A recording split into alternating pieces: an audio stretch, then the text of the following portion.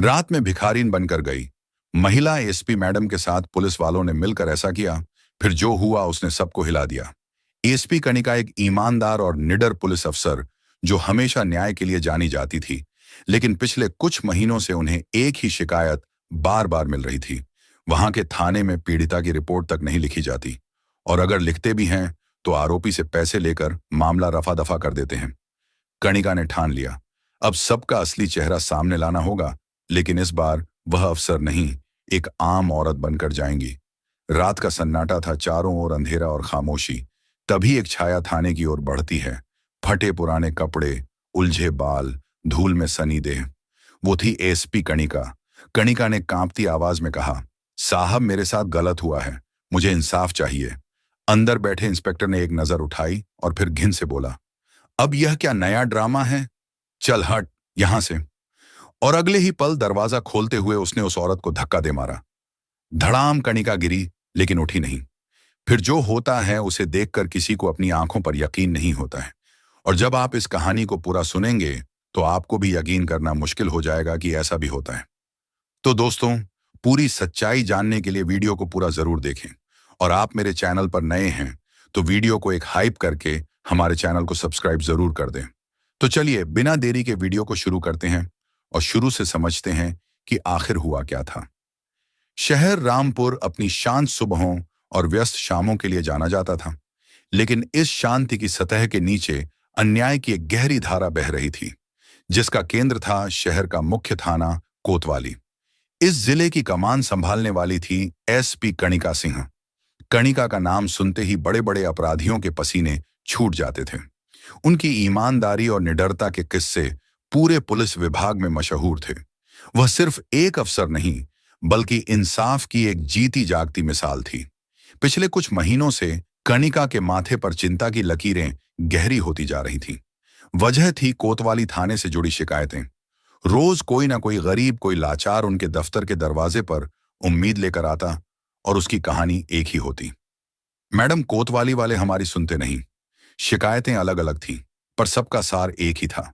किसी की बेटी के साथ छेड़खानी हुई तो थाने के इंस्पेक्टर विक्रम सिंह ने उसे ही चरित्रहीन कहकर भगा दिया। किसी की जमीन पर कब्जा हुआ तो हेड कांस्टेबल रामफल ने पीड़ित को ही धमकाकर चुप करा दिया। रिपोर्ट लिखना तो दूर, वे फरियादी को ऐसे देखते जैसे वह कोई अपराधी हो, और अगर किसी अमीर या शक्तिशाली व्यक्ति के खिलाफ शिकायत होती तो मामला पैसे लेकर वहीं रफा दफा कर दिया जाता था। कणिका ने फाइलों के ढेर को एक तरफ खिसकाया और कुर्सी पर पीछे टिक गई। उनकी आंखों में एक अजीब सी थकान और गुस्सा था। उन्होंने कई बार इंस्पेक्टर विक्रम सिंह को चेतावनी दी थी, विभागीय जांच के आदेश भी दिए थे, लेकिन हर बार वह किसी न किसी बहाने से साफ बच निकलता था। उसके ऊपर किसी स्थानीय नेता का हाथ था जो उसे हमेशा बचा लेता था। सिस्टम के अंदर बैठा घुन सिस्टम को ही खोखला कर रहा था। कणिका को महसूस हो रहा था कि अब पानी सिर से ऊपर जा चुका है।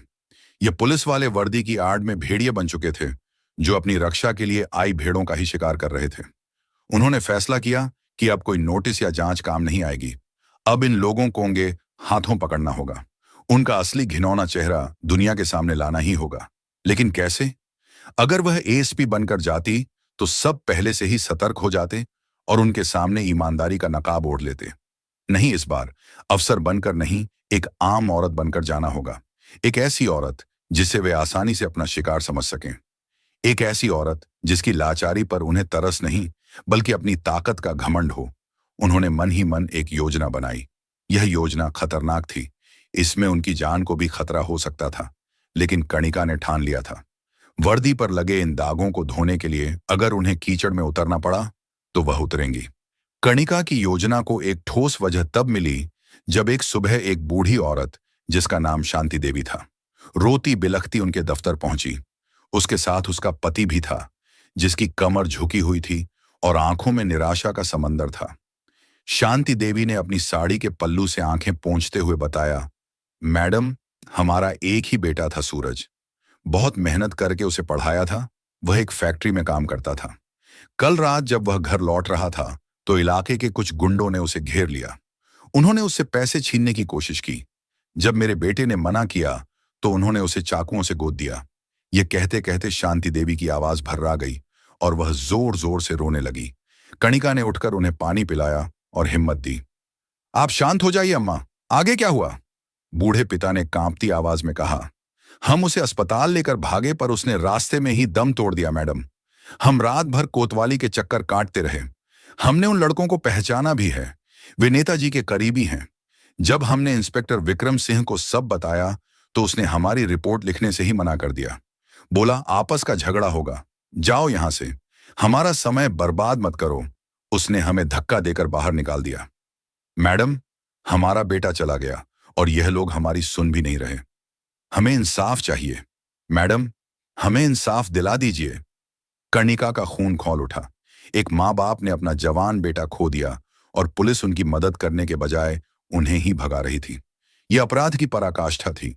उन्होंने शांति देवी के कंधे पर हाथ रखा और दृढ़ता से कहा, अम्मा, मैं आपसे वादा करती हूं, आपके बेटे के कातिलों को सजा जरूर मिलेगी और जिन पुलिस वालों ने आपकी मदद नहीं की, उन्हें भी उनकी लापरवाही की कीमत चुकानी पड़ेगी। उस बूढ़े जोड़े की आंखों में उम्मीद की एक हल्की सी किरण देखकर कणिका का इरादा और भी पक्का हो गया। आज रात वह खुद इस अन्याय के अंधेरे में रोशनी की मशाल लेकर उतरेंगी। आज रात इंस्पेक्टर विक्रम सिंह और उसकी टीम का सामना एक लाचार औरत से होगा, जिसके पीछे एक आईपीएस अफसर की ताकत छिपी होगी। शाम ढल चुकी थी। शहर अपनी रफ्तार पकड़ रहा था, लेकिन एएसपी बंगले के एक कमरे में वक्त जैसे थम गया था। कणिका ने अपनी सख्त स्त्री की हुई वर्दी उतारी और उसे अलमारी में टांग दिया। आज वह यह पहचान पीछे छोड़ने वाली थी। उन्होंने एक पुरानी फटी हुई साड़ी निकाली जिसका रंग भी उड़ चुका था। उसे उन्होंने बेतरतीब तरीके से लपेटा। फिर उन्होंने अपने लंबे सुलझे हुए बालों को खोला और उन्हें उंगलियों से उलझाकर एक बिखरा हुआ जुड़ा बना लिया। आईने में देखा तो एक पल के लिए वह खुद को पहचान नहीं पाई। ये वह कणिका सिंह नहीं थी जिससे अपराधी कांपते थे। ये कोई और थी, कोई लाचार बेबस दुनिया की सताई हुई औरत। उन्होंने चेहरे पर हल्का सा पाउडर लगाया और फिर उस पर पानी की कुछ बूंदें डालकर उसे फैला दिया, जिससे चेहरा मुरझाया हुआ और रोया हुआ लगे। अंत में उन्होंने बाहर बगीचे से थोड़ी सी सूखी मिट्टी उठाई और उसे अपने हाथों, पैरों और साड़ी के पल्लू पर मल लिया। अब वह पूरी तरह तैयार थी। एक ऐसी औरत जिसे देखकर कोई भी आसानी से अंदाजा लगा सकता था कि वह गरीब और मजबूर है। उन्होंने अपने पर्स से अपना आई कार्ड निकाला, उसे एक छोटी सी पॉलिथीन में लपेटा और साड़ी के अंदर कमर में खोस लिया। यही उनका ब्रह्मास्त्र था जिसे वह सही समय पर इस्तेमाल करने वाली थी। उन्होंने अपने भरोसेमंद ड्राइवर को बुलाया और उसे बंगले से कुछ दूरी पर गाड़ी लेकर इंतजार करने को कहा। उन्होंने उसे सख्त हिदायत दी कि चाहे कुछ भी हो जाए, वह बिना उनके इशारे के सामने नहीं आएगा। बंगले के पिछले दरवाजे से निकलकर कणिका अंधेरी सड़कों पर आ गई। ठंडी हवा चल रही थी जो उनके फटे कपड़ों से होकर शरीर में सिहरन पैदा कर रही थी। पहली बार उन्हें एहसास हुआ कि एक बेसहारा औरत के लिए रात कितनी डरावनी हो सकती है। हर आती जाती गाड़ी की हेडलाइट, हर अनजान परछाई दिल में एक खौफ पैदा कर रही थी। वह अब एएसपी नहीं थी, वह एक संभावित शिकार थी। इस एहसास ने उनके अंदर की औरत को झका छोड़ दिया, लेकिन उनके अंदर की अफसर को और भी मजबूत बना दिया। वह आज इस डर को हमेशा के लिए खत्म करने जा रही थी। लगभग 1 घंटे तक पैदल चलने के बाद कणिका कोतवाली थाने के सामने खड़ी थी। थाने की पुरानी इमारत रात के अंधेरे में और भी भयानक लग रही थी। ऊपर एक पीला बल्ब जल बुझ रहा था, जैसे वह भी इस जगह के भ्रष्टाचार से थक चुका हो। उन्होंने एक गहरी सांस ली और अपने किरदार में पूरी तरह डूब गई। अपने चेहरे पर डर और घबराहट के भाव लाकर वह लड़खड़ाते कदमों से थाने की सीढ़ियां चढ़ी। अंदर का माहौल और भी निराशाजनक था। हवा में बांसी छाए और सीलन की मिलीजुली गंध थी। सामने एक लकड़ी के काउंटर के पीछे हेड कांस्टेबल रामफल ऊँघ रहा था। उसकी तोंद मेज पर टिकी हुई थी और मुंह से खर्राटों की हल्की आवाज आ रही थी। एक कोने में 2 और सिपाही बैठे चाय पी रहे थे और जोर जोर से हंस रहे थे। कणिका ने कांपती हुई आवाज में कहा, सुनिए। रामफल की नींद टूटी। उसने गुस्से में आंखें खोली और कणिका को ऊपर से नीचे तक घूरा। उसकी आंखों में मदद का भाव नहीं बल्कि घृणा थी। क्या है? कौन है तू? इस वक्त क्या करने आई है यहां? कणिका ने हाथ जोड़ ली। उनकी आंखों में आंसू थे जो इस बार असली लग रहे थे। साहब, मेरा नाम शांति है। मेरे पति ने मुझे बहुत मारा है। साहब, मुझे बचा लीजिए। मेरे साथ गलत हुआ है। मुझे इंसाफ चाहिए। रामफल जोर से हंसा। उसकी हंसी में क्रूरता थी। पति ने मारा है तो इसमें हम क्या करें? हर रोज आ जाती हैं तुम जैसी औरतें नया ड्रामा लेकर। चल भाग यहां से। घर का मामला घर में सुलझाओ। साहब वो मुझे जान से मार देगा। कृपया मेरी रिपोर्ट लिख लीजिए, कर्णिका ने गिड़गिड़ाते हुए कहा। तभी अंदर के कमरे का दरवाजा खुला और इंस्पेक्टर विक्रम सिंह बाहर आया। विक्रम सिंह लंबा चौड़ा रबदार चेहरा, लेकिन आंखों में इंसानियत की जगह सिर्फ अहंकार था। उसने कर्णिका को देखा और अपनी मूंछों पर ताव देते हुए बोला, क्या हो रहा है रामफल? ये कौन है? कुछ नहीं साहब, एक और नया केस आ गया है। पति पत्नी का झगड़ा, भगा रहा हूं इसे, रामफल ने लापरवाही से जवाब दिया। विक्रम सिंह कर्णिका के पास आया और उसे ऐसे देखा जैसे वह कोई कीड़ा मकोड़ा हो। क्या नाम बताया तूने? शांति देख, हमारे पास फालतू कामों के लिए वक्त नहीं है। रात के 12 बजे थाने आई है ड्रामा करने। चल निकल यहां से, वरना इसी हवालात में बंद कर दूंगा। जब कर्णिका अपनी जगह से नहीं हिली तो विक्रम सिंह का पारा चढ़ गया। उसने अपना हाथ उठाया और पूरी ताकत से कर्णिका को धक्का दे दिया। सुना नहीं तूने? निकल! धड़ाम! कर्णिका सीधे जमीन पर जा गिरी। उनके सिर में मेज के कोने से हल्की सी चोट भी लगी। एक पल के लिए उनकी आंखों के आगे अंधेरा छा गया। दर्द से ज्यादा यह अपमान की चोट थी। एक आईपीएस अफसर जिसके सामने खड़े होने की हिम्मत किसी में नहीं थी, आज एक मामूली इंस्पेक्टर के हाथों जमीन पर पड़ी थी। उनके अंदर का गुस्सा लावा बनकर उबल रहा था, लेकिन उन्होंने खुद पर काबू रखा। वह उठी नहीं, वह वहीं जमीन पर पड़ी रही, अपनी आंखों से सब कुछ रिकॉर्ड कर रही थी। उन्होंने देख लिया था कि इन लोगों के दिलों में जरा भी रहम नहीं है, वे वर्दी के लायक नहीं हैं। कर्णिका जमीन पर पड़ी दर्द से कराहने का नाटक कर रही थी, लेकिन उनके कान और आंखें पूरी तरह खले हुए थे। वह देखना चाहती थी कि यह लोग और कितना गिर सकते हैं। लगभग 15 से 20 मिनट गुजरे होंगे, तभी थाने के बाहर एक चमचमाती हुई सफेद स्कॉर्पियो आकर रुकी। गाड़ी में से एक मोटा सा आदमी उतरा जिसने सफेद कुर्ता पायजामा और गले में सोने की मोटी चैन पहन रखी थी। उसे देखते ही हेड कांस्टेबल रामफल और बाकी सिपाहियों का रवैया बदल गया। वे तुरंत खड़े हो गए। अरे लाला जी, आप आइए आइए, रामफल ने चापलूसी भरी मुस्कान के साथ कहा। वह आदमी जिसे सब लाला जी कह रहे थे सीधे इंस्पेक्टर विक्रम सिंह के कमरे में चला गया। विक्रम सिंह भी उससे बड़े तपाक से मिला। आओ लाला, सब ठीक तो है? लाला ने जेब से सिगरेट निकाली और सुलगाते हुए बोला। विक्रम, वो एक्सीडेंट वाला केस था ना, जिसमें हमारी गाड़ी के नीचे एक लड़का आ गया था, क्या हुआ उसका? विक्रम सिंह हंसा। अरे लाला जी, आप चिंता क्यों करते हैं, मामला संभाल लिया है हमने। लड़के वालों को थोड़ा बहुत धमकाया तो वे डर गए। बस केस की फाइल थोड़ी भारी करनी पड़ेगी। कितना लगेगा? लाला ने सीधा सवाल किया। लड़की गरीब घर की है, ज्यादा कुछ कर नहीं पाएगी। आप बस 10,000 दे दो, मैं फाइल को हमेशा के लिए बंद कर दूंगा। ऐसा दिखा देंगे कि गलती उसी के लड़के की थी, विक्रम ने बेशर्मी से कहा। कर्णिका जो बाहर जमीन पर पड़ी ये सब सुन रही थी, उनकी मुट्ठियां भींच गईं। तो यह है इनका इंसाफ। एक गरीब की जान की कीमत सिर्फ 10,000 रुपए और एक बेबस बहन को डरा धमका कर चुप करा दिया जाता है। लाला ने जेब से नोटों की एक गड्डी निकाली और मेज पर रखते हुए कहा, यह लो 20,000, 10 तुम्हारे और 10 बाकी लोगों में बांट देना। बस मेरा नाम कहीं नहीं आना चाहिए। आप बेफिक्र रहिए लाला जी, जब तक विक्रम सिंह इस कुर्सी पर है आपका बाल भी बांका नहीं हो सकता। विक्रम ने नोटों की गड्डी उठाते हुए गर्व से कहा। यह कर्णिका के लिए बर्दाश्त की आखिरी हद थी। उन्होंने बहुत देख लिया, बहुत सुन लिया, अब और नहीं। अब इन भेड़ियों का शिकार करने का वक्त आ गया था। जैसे ही लाला जी कमरे से बाहर निकले और अपनी गाड़ी में बैठे, कर्णिका धीरे धीरे उठकर खड़ी हुई। उनके चेहरे पर अब दर्द या लाचारी का कोई भाव नहीं था। उनकी आंखें किसी भूखी शेरनी की तरह चमक रही थीं। उनकी चाल में जो लड़खड़ाहट थी वह अब एक फौलादी दृढ़ता में बदल चुकी थी। इंस्पेक्टर विक्रम सिंह और रामफल ने जब उस औरत को इस तरह बदलते देखा तो वे चौंक गए। ए लड़की, तू अभी तक यहीं है? मैंने कहा था ना, निकल यहां से, विक्रम सिंह ने चिल्लाकर कहा। कर्णिका धीरे धीरे चलकर उसके सामने आकर खड़ी हो गई। उनकी आंखों में आंखें डालकर एक ऐसी आवाज में बोली जो किसी बिजली की गरज से कम नहीं थी, अब तुम्हारा खेल खत्म। इंस्पेक्टर, सबकी नजरें घूम गई। थाने में एक अजीब सा सन्नाटा छा गया। वहीं पटेल औरत, जिसे कुछ देर पहले धक्का मारकर गिराया गया था, अब एक अलग ही रोब में खड़ी थी। उसकी आवाज में वह अधिकार था जो इन पुलिस वालों ने कभी नहीं सुना था। विक्रम सिन्हा एक पल के लिए घबराया, फिर हंसकर बोला, बड़ी हिम्मत आ गई है तुझ में। जानती नहीं तू किससे बात कर रही है। कणिका के होठों पर एक व्यंग भरी मुस्कान आई।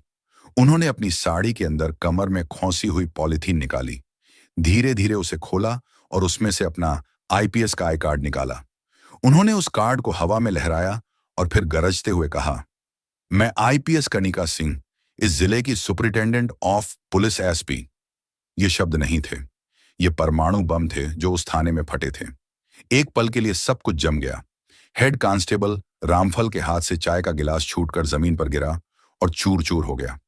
इंस्पेक्टर विक्रम सिंह का चेहरा सफेद पड़ गया, जैसे किसी ने उसका सारा खून निचोड़ लिया हो। उसकी मूंछों का ताप हवा हो गया और वह पत्थर की मूर्ति की तरह खड़ा रह गया। बाकी सिपाहियों के तो होश ही उड़ गए। वे डर के मारे कांपने लगे। चारों ओर मौत जैसा सन्नाटा था।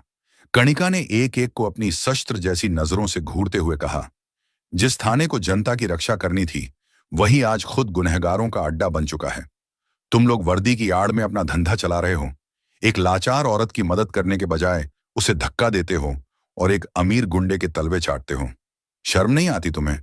उनकी आवाज पूरे थाने में गूंज रही थी। विक्रम सिंह के पैरों तले जमीन खिसक चुकी थी।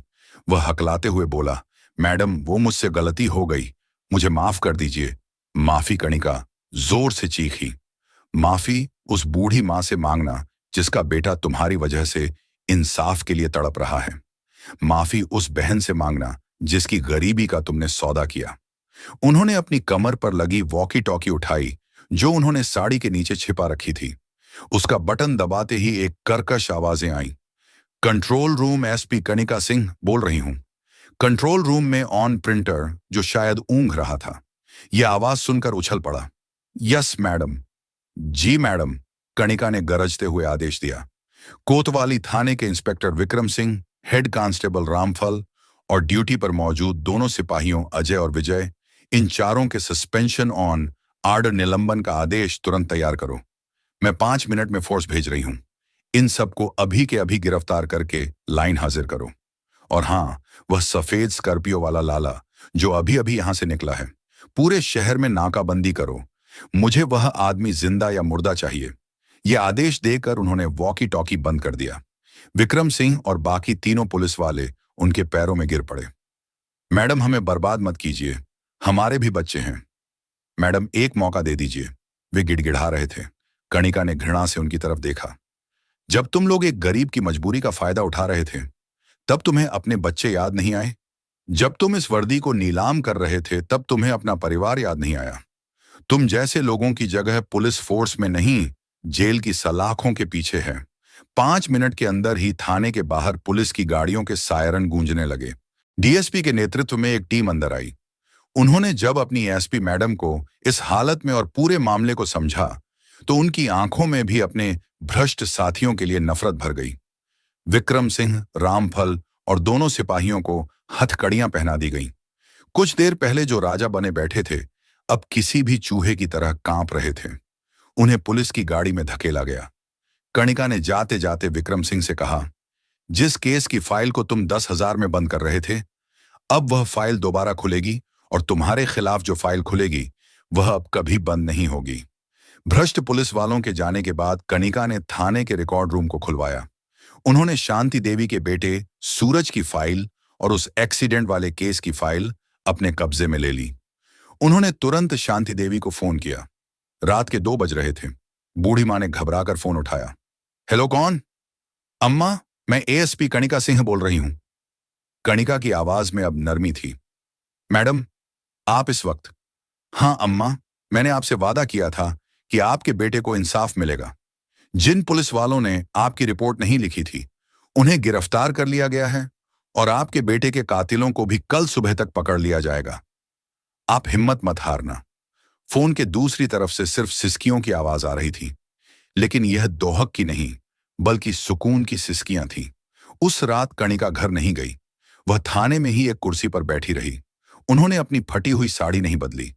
वह उस वर्दी को महसूस करना चाहती थी जो उन्होंने आज रात पहनी थी, एक लाचार औरत की वर्दी।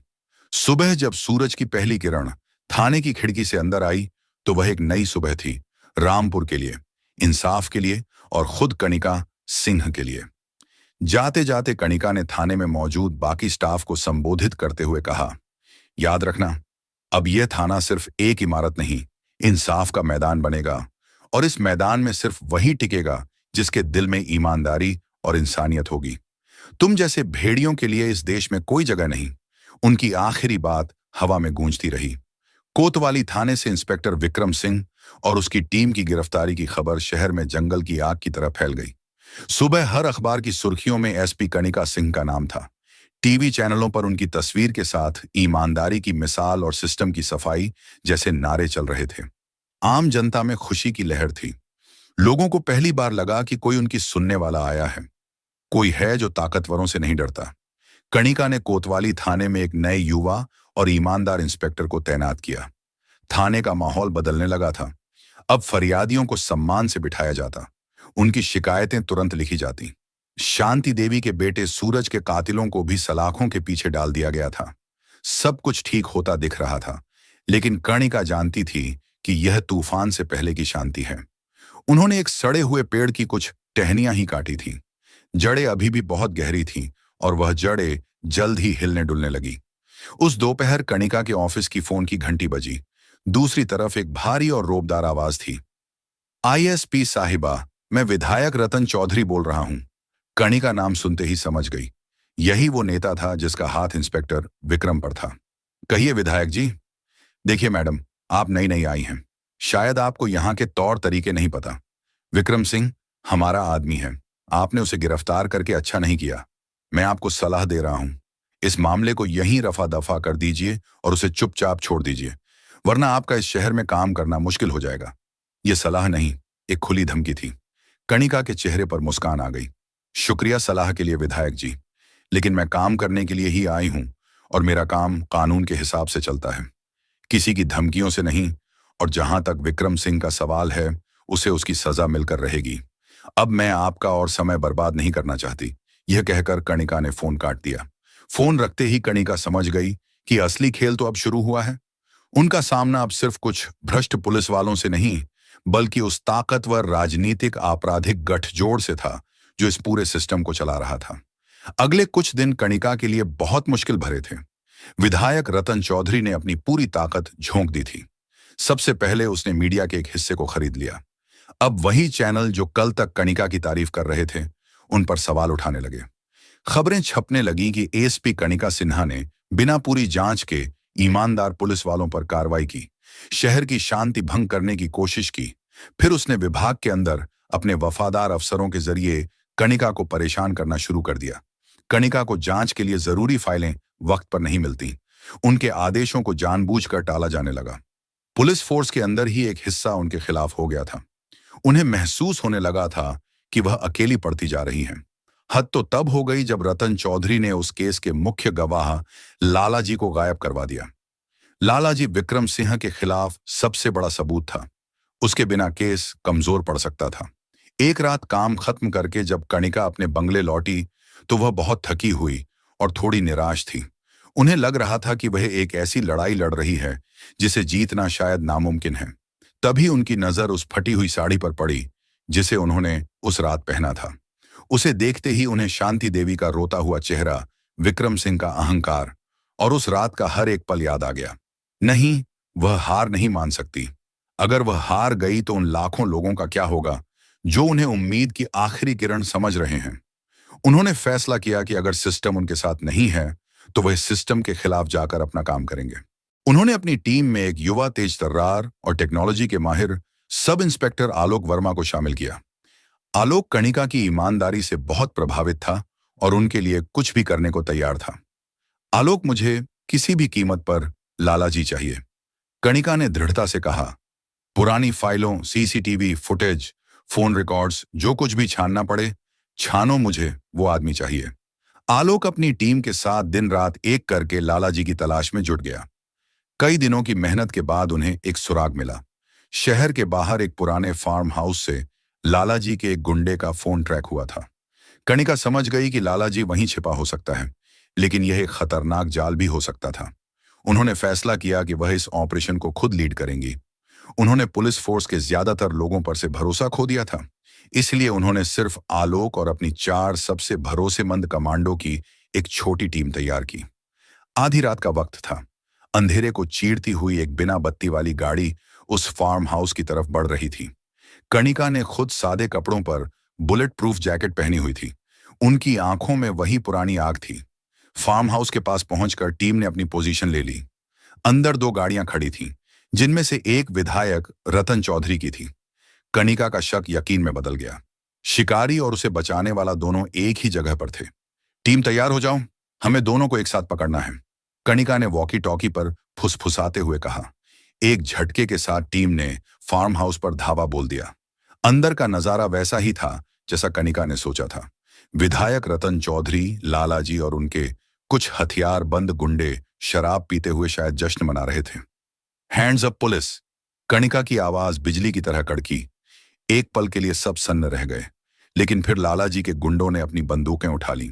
सोचा था आओगी एसपी साहिबा, रतन चौधरी हंसते हुए बोला। आज इस फार्म हाउस से तुम्हारी लाश भी बाहर नहीं जाएगी। एक भयानक गोलीबारी शुरू हो गई। कणिका और उनकी टीम ने बहादुरी से मुकाबला किया। गोलियों की आवाज से पूरा इलाका गूंज उठा। आलोक ने एक गुर्गे को घायल कर दिया, जबकि कणिका के कमांडो बाकी लोगों पर भारी पड़ रहे थे। इस अफरा तफरी का फायदा उठाकर रतन चौधरी और लालाजी पिछले दरवाजे से भागने की कोशिश करने लगे, लेकिन कणिका उनसे एक कदम आगे थी। वह पहले ही दरवाजे के बाहर घात लगाकर खड़ी थी। जैसे ही दोनों बाहर निकले, उनका सामना अकेली खड़ी कणिका से हुआ, जिनके हाथ में उनकी सर्विस रिवॉल्वर थी। खेल खत्म, विधायक जी, कणिका ने ठंडी आवाज में कहा। रतन चौधरी का चेहरा पीला पड़ गया। तुम मुझे गिरफ्तार नहीं कर सकती। मैं एक चुना हुआ जनप्रतिनिधि हूं, तुम एक अपराधी हो, कणिका ने जवाब दिया। और मेरी नजर में हर अपराधी बराबर है। कुछ ही मिनटों में फार्म हाउस शांत हो चुका था। रतन चौधरी और लालाजी दोनों के हाथों में हथकड़ियां थीं। कणिका ने एक और नामुमकिन लड़ाई जीत ली थी। एक सिंह विधायक और एक बड़े अपराधी की गिरफ्तारी ने पूरे राज्य की राजनीति में भूचाल ला दिया। कणिका के ऊपर से सारे राजनीतिक बादल छंट गए। अब बड़े से बड़े अफसर भी उनकी तारीफ कर रहे थे। उन्होंने एक प्रेस कॉन्फ्रेंस बुलाई और सारे सबूत मीडिया के सामने रख दिए। विक्रम सिंह से लेकर रतन चौधरी तक पूरे गठजोड़ का पर्दाफाश हो गया। उस शाम कणिका कोतवाली थाने के बाहर खड़ी थी। थाने की इमारत वहीं थी, लेकिन अब वहां डर और भ्रष्टाचार का माहौल नहीं था। लोग बिना डरे अंदर बाहर आ जा रहे थे। तभी उनके पास शांति देवी आई। उनकी आंखों में आंसू थे, लेकिन इस बार यह खुशी के थे। उन्होंने कणिका के हाथ पकड़ लिए। मैडम, आपने सिर्फ मेरे बेटे को ही नहीं, हम जैसे हजारों गरीबों को इंसाफ दिलाया है। भगवान आपको हमेशा खुश रखे।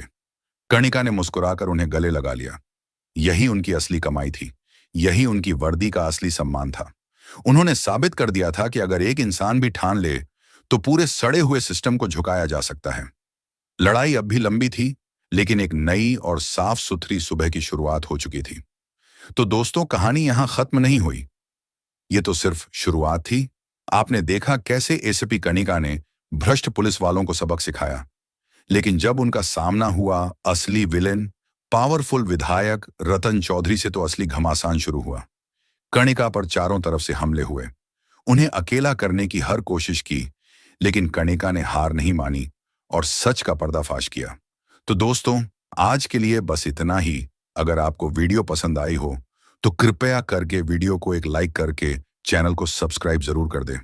और कणिका की बहादुरी कैसी लगी, आप हमें कमेंट में जरूर बताएं। तो चलिए साथियों, मिलते हैं अगली वीडियो के साथ। तब तक के लिए जय हिंद।